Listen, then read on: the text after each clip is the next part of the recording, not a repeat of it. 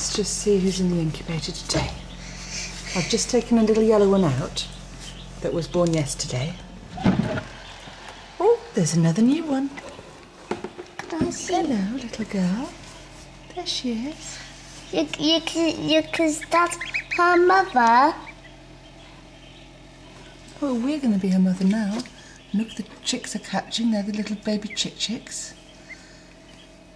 Is that her mother?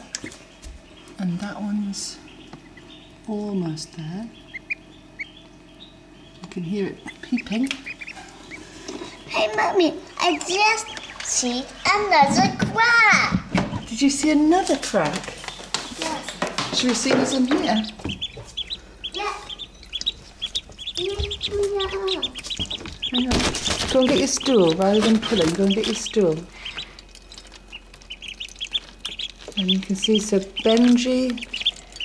Wow, Mummy, those things are having a family. They are having a family, aren't they? And the little one that just fell over, that's the one that spent ages hatching yesterday. It spent 24 hours almost out of the egg.